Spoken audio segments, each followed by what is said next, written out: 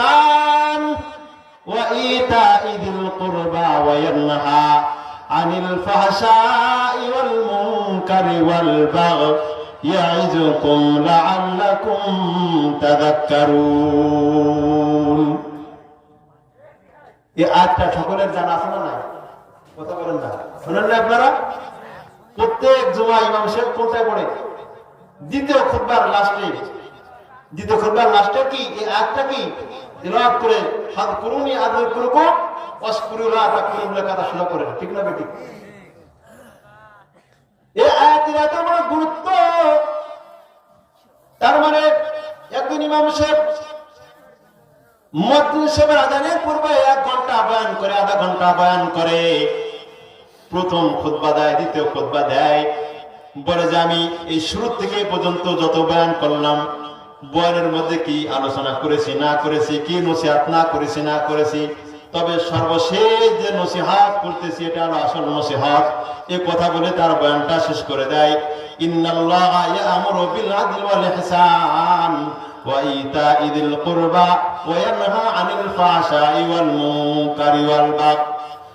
আল্লাহর নবী যখন এই আয়াতটা যখন তেলাওয়াত করলেন, দুইজন ব্যক্তি সঙ্গে সঙ্গে চিন্তা করলে এত সুন্দর কথা আমাদের জিন্দেগিতে কোনোদিন আমরা শ্রবণ করি নাই।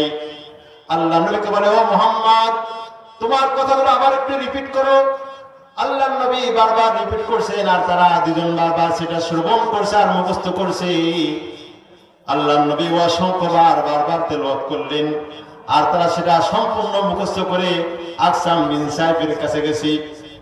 আকসাম বিন সাইফের কাছে যেয়ে বলে, ও নেতা লিডার, মুহাম্মদ এই কথাগুলো বলেছে।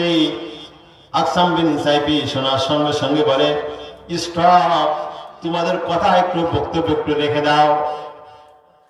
আকসাম বিন সাইফি মক্কার সমস্ত সম্রাট, যত পরিবারের লোকজন ছিল, যত নেতা কথা ছিল, সকলকে একটা প্যান্ডেলের মধ্যে, যেরকম এখন প্যান্ডেল হচ্ছে, মাহফিল হচ্ছে, এরকম একটা প্যান্ডেলের মধ্যে সকলকে আমন্ত্রণ করলো।